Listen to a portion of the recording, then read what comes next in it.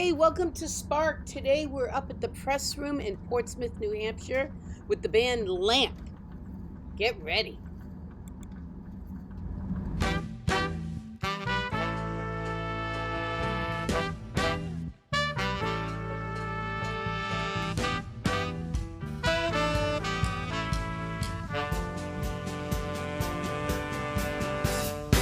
We're on the road again, as Willie Nelson would say. This time we're in the press room in Portsmouth, New Hampshire, and our guest tonight is the band LaMP. That means our old friend Russ Lawton, who we've known from the 1900s. Yeah, way back. Ray Paskowski and Scott Metzger over there. Scott Metzger from Joe Russo's Almost Dead. These guys, of course, from the Trey Anastasio Band and Soleiman. We're just going to talk to them about their process. They had a gig last night right on this stage, and they've got another one tonight. So yeah, we're looking forward to it. And we just also wanted to supply a support group for Scott, since we don't live in Vermont either. Okay. Okay. So if that comes up, we can help you out. we're also outsiders. No, I just had the first question I'd like to start with. I was just listening to you jam and kind of come up with different riffs and things like that. And I know that you made your latest album remotely. So when you have this energy together, how did you harness that kind of energy when you weren't together? Or that kind of creativity or spark, should I drop? Boy, it's a great question. Because Scott's in Brooklyn, we're in Vermont. Russ and I are always getting together because he lives next town over from me, and so we're constantly working on stuff. He sends me drum beats and stuff, and I put things on it. And then when we get together, we kind of flesh it out. And it was just kind of an extension of that concept. I mean, because the first gig we did was like Nectar's, and we had never played together before. We just figured the whole night out at soundcheck. Just went through little pieces. Oh, wow. Long sound check. Scott he's a writer, and so he had a bunch of material. Yep. And Russ is a writer, I'm a writer. We had a bunch of material, so it's kind of easy to.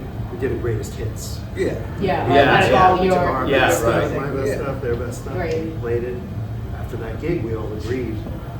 Should do a record. Yeah, we should Yeah. do more. And the next natural step is to try and figure out how to bring some music together. And so then we were just kind of sharing files and Yeah. Dropbox kind of stuff. Did you get any surprises while you were looking at somebody else's work? When you're together and say jamming or something like that, somebody on stage might do something, you go, hey, okay, and then you take that and it's something you didn't plan on. So were there things you didn't really plan on that happened?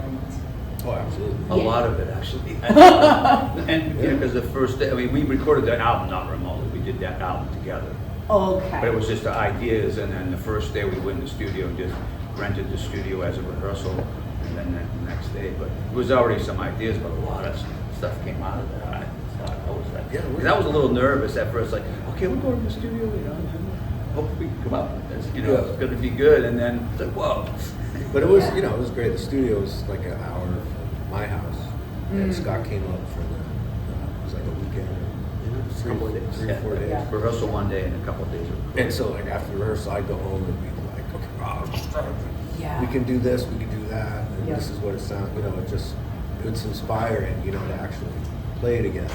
Yeah. Like, because you have an idea in your head of what the song could be. And then when you hear people actually play it and put their own stamp on it, Yeah. it's like, oh, man, we'll go this direction, Yeah. And so the next day, it's like, hey, let's try this, And it's just sort of a natural evolution of the song. Yeah. So from that night at Nectar's, you guys didn't play together in the same room until you recorded. Is that true? That's correct. That's unbelievable. So We- what, yeah. what was that like when you just got together in a room again? I was really nervous because I'm totally the new guy. These guys have been playing together forever, and I was going up to their home turf to do it in Vermont, so I didn't really know what I was walking into. But I was totally nervous because there was a new guy. Well, you were nervous too, Ray, because Russ already said he was nervous. Yeah, I was nervous because like, Well, you never know. yeah, no, you don't. But you take that chance, and that's what's cool about doing stuff. You never know till you try. You gotta And I try had a great feeling because the writing process had gone so smoothly. Yeah. And we were actually, this band was way ahead of the curve because when, you know, in 2020, when lockdown started happening, you couldn't get into a room together. Everyone started writing music remotely. Yeah. But we did a record, you know, we wrote a record's worth of material like that about a year before. You were working from home before it was Yeah, so to our, work from home. so our like chops were already up, Yeah. you know, Yeah. working I didn't from home realize when, that, when, yeah. when we had to do that. Yeah, that's true. But then when we got into the same room, and it took about 10 minutes, you know, for my mind to be totally really easy to be like, oh, this is gonna be great. This is Yeah, me really too. gonna work. That's beautiful. Yeah, I never forget like that song we're having now, Out of Curiosity. It was like, we're all in there like, this is gonna be good. Yeah. It was just grooving right off the bat. It felt so good. Oh, yeah. It's like, whoa. And so I imagine a little bit of the process we saw during sound check went on in the studio. Yes. But still goes on all the time, right?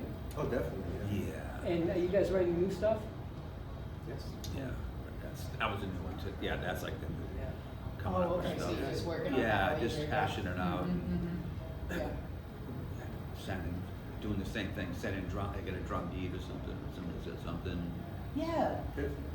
Oh, no, I was just gonna say, another part of that is that because I'm playing bass and melodic stuff on the keys, I can just take it wherever, you know, so you're not relying on another human mind to know what you're gonna do. Yeah, So yeah. it just makes it, improvisationally, it can stay really tight. Yeah. Because Scott can just hang on anything. But I like that element of it because sometimes he will switch things up in the bass in his left hand, and it'll be something that I totally didn't think of. Yeah. I would have never thought of, and so it just sends everything. It's just like we're going to make a hard left here and go in this whole different direction that wouldn't have occurred to me, you know, had we not made that decision. And on this- the bass. This stuff happened during performance, Oh, not yeah. just Oh, yeah, not just like Every rehearsed, song. but it's- I'm a true believer in the happy accident. Yes, absolutely. That's Truly. that's what our whole like thing is about. Just talking to people about those. I'm not gonna like where does it come from is like, whew, that's a whole other thing. Yeah. But you know, when it happens, it's amazing. I always love that story. Who was the drummer? Not Art Blake. It might have been Art Blake. No, it was Coltrane's drummer. Elvin Jones. He said something once that always stuck with me. Was he'd be like, I'd be playing, and you know something would come around. You know, there was some specific little fill or something like accent, and I would miss it or I would do it in the wrong place. And you know, John would turn around and just sort of like look.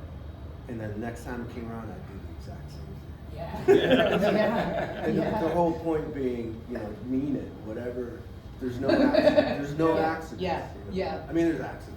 Of course, yeah. But if you mean it, Yeah. it's gonna work. Yeah, being intentional Yes. about it. Yeah. Happy accidents, we call it. Yeah, Happy well, and accidents. it's going to take you down a different road, you Yeah. know, which may lead to things that don't sound like accidents to the people in the car. Yeah. That's right. Yeah. So I'm curious. So like that's like we're both sort of solo. You know, we write. You know, so it's like that process kind of happens, and so you're talking about like feeding off of each other, which is amazing. What happens when you're like alone? Like, say you come up with an idea and you're in the car or something. What's the next step you take? How do you capture the joy of that feeling of getting a new idea and then going with it? Like your own. 2 syllables. iPhone.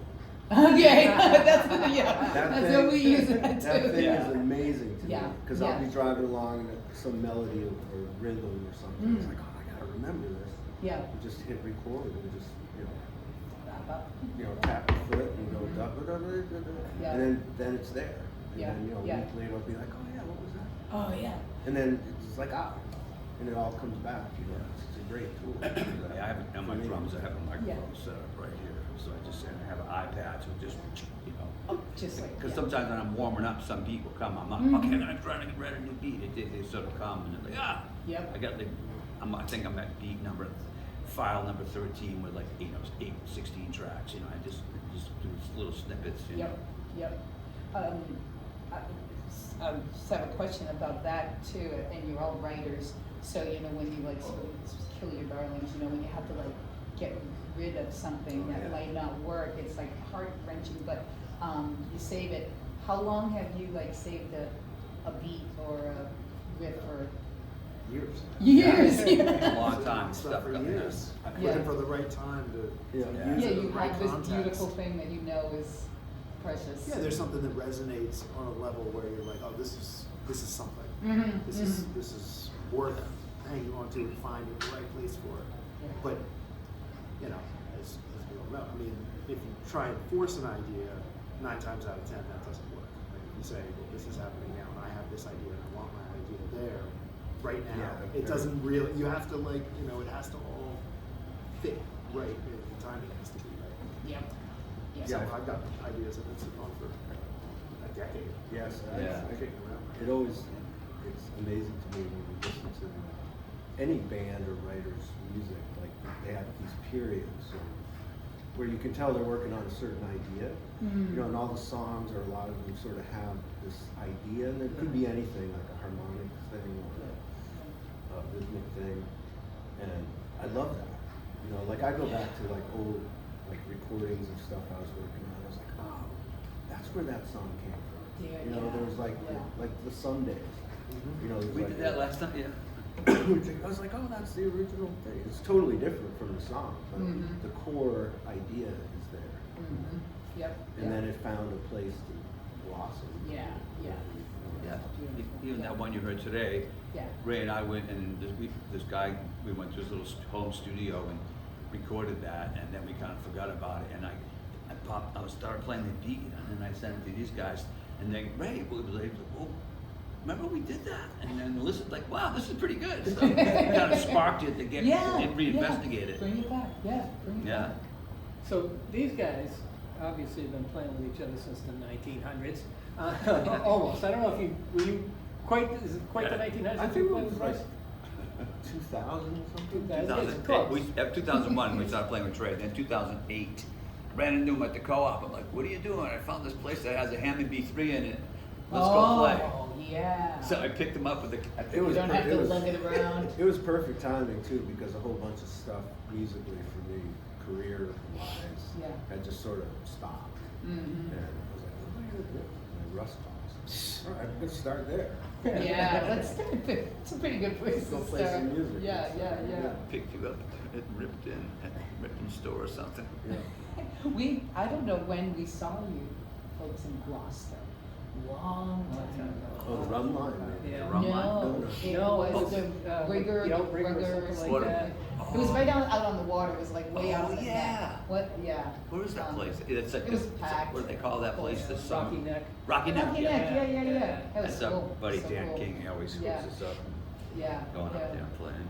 So Scott, these guys have obviously had this conversation going on for 20 years, 20 plus years. Seems like you get right into the conversation when you hear your music. How easy or hard was that to get in there? Oh, they make it easy. They make it You easy. know, when you come into a city, you know, I try to insert my voice and what I have to say, but while also respecting, you know, when people play music together for as long as these two have, there's something that you can't fake that. Yeah. Like there's some sort of X factor that happens, and there's just no other way to do it other than thousands of hours of playing together and going through musical stuff together and life stuff together, you know. And these guys have that in spades, so I'm just trying to, you know, respect that and respect my role, stay in my lane, sort of, hopefully contribute something to what these guys already have going on, and hopefully we come out with something a little different You're doing it. as a whole. Yeah. You're doing it, man. Totally. Yeah. Probably wouldn't be here. First time we played at Hey Francis, you know, I was like, whoa. It was like I just get to play bass with Russ here. And like, Yeah. the guitar is doing this. It's like, whoa. Oh yeah, that's the Great. thing. Yeah. That's the thing that keeps everybody going, right? Oh, yeah. The whoa, you know, the like, oh, I'm alive. And they've got such a good thing. I mean, the bass, the Hammond and drum thing is just such a great sound to begin with, and then these guys have such a unique approach to it. My job's pretty easy here. I have a question for you, Russ. Years and years ago, you were talking about, and anyone else can chime in about it, mostly it's about jamming, being in like a drum circle with some of these drummers for like hours and hours, who drum for hours and hours. What happens? Like, how do people drum for hours and hours? Like, is there like levels of like, okay, I'm in a groove, and then you're just like, woo, I'm gone. Yeah. Like, what happens? I don't know. I never did it like that long. I mean, okay. but never was those. I know those guys did. Oh, okay. Venice Beach guys. I remember seeing the Venice Beach when I was there. They'd be going on for a long time. Yeah, okay. All right. Yeah. What happens to you when you're in a jam? Just try to relax and make it happen. Use your ears, Yeah. and then try not to force it to whatever. It's like that fine line. Like what I call it, the technical emotional balance is what I've been saying for a long time. Excuse me. Yes. Because you're getting hyped up, but then you're getting too hyped up, and then it gets too, Oh, yeah. something like you do. I'm feeling good tonight. I was like, it's like, take it easy. Yes, the thing of like, this is so good, let's make it better. Yeah. And that's kind of a bad It starts getting forced. Yeah, like- just like respect. Just let it get deeper. Yeah, It doesn't have to get more complicated. Yep. Like if you felt it, you already know that feeling. You can trust it. Yeah. Yeah, just We can stay here for. you get older too. It helps you learn to balance, especially doing longer shows or whatever. So you don't have to kill it, just like a marathon. So that happens. You balance most of the time. Balance is out there somewhere. Okay, good. Just get a little older. Yeah, don't play as hard as I used to. I still play hard, but Get out! I know, seriously. I used to play really hard. You should have seen me. Back in the days. Let's call you Jackie Back in the Chan. day. Jackie Chan on the foot. Jackie Chan because his foot on the kick. Yeah, nice. Good nickname. So now you guys are writing and you're performing at the same time. Is there going to be an album at the end? Or do you know that? Do you just not know and it's just going to be we're developing stuff and we'll see what happens? I think we're just developing stuff. And we have the opportunity to do it like in these, like what you just saw. Yeah, Mhm. yeah. We just added maybe 3 pieces to the potential repertoire. Yeah. And so every sound check, if it flows, we talk about it beforehand. It's like tomorrow maybe we'll try these so we can all sort of listen Yeah. to it, check it Yeah. out. But when sometimes it just happens. And it's great. Yeah, that is the best. You know it's holy, right? And it's just like Yeah, and comes, it's it comes. the pieces such as they are they're so open-ended in a way that they can be arranged on the fly, sort of. Yeah. Till it becomes, which is what Russ and I do all the time. Yeah. And they, like I said, arranged on the fly until like something, like we have this one song, Cosmo, that we've gone through, and that has a bunch of my little children in it. Yeah. I was like, no, we gotta keep that in there. Now I've chucked the kids, man. They're You're because but it was just a natural. It was like it doesn't have to be, It just doesn't have to be there. yeah, it's for something else. Yeah. And so now it's kind of, and then hearing Scott play on it, I'm like, oh yeah, it's just, it's kind of streamlined itself into what it is. Yeah. Yeah, that's the fun part actually. Yeah. Arranging and making it better just by little nick and tucks or something. I like that. Yeah. I've seen guys do that even more the pop thing, like going in, all right, intro's too long, guys sitting, Yep. producers chopping it up, it's like, wow, it's the next level, Yeah. But take a good song and make it into a great song, just by not making, Yeah. And I still do, get sort of hyper obsessed with a piece of, it's like, no, we should do this. Like, maybe in this part, you do this and I'll do that. And it's not a good, it's good to throw the ideas out there, but it's like hyper management or something. Just like I let it. understand. It's like Ciro's story with he was sitting in with that band and the drummer was like, oh yeah, this first part playing congas and then this next part like there's a tambourine thing. It goes like this and Ciro's like yeah. And then they start 1, 2, 3, 4 and he said, I just picked up the megaphone and went ah, and it was great. Yeah, in that process of like all that jamming, that's probably when the best things come to light, especially when we all trust each other, you know. Well, thank you. Did you want to? What you say? No. Okay. I just want to thank you so much Well, for thank taking you. the time to speak with us. And following this show, you'll also see some performance clips from tonight and maybe some other nights if you can track them down. I'm sure they're in a lot of places. And get out and buy the new album, LaMP.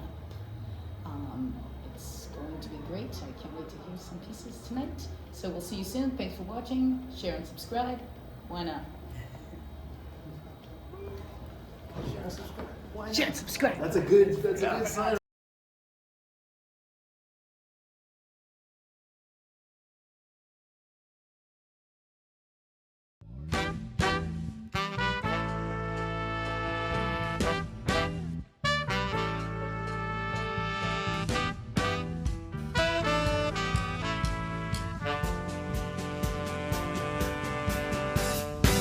It was great talking to LaMP today. Russ Lawton, Ray Piskowski, and Scott Metzger from the band LaMP. Check out their music. It's coming up right now. It's a stunning album.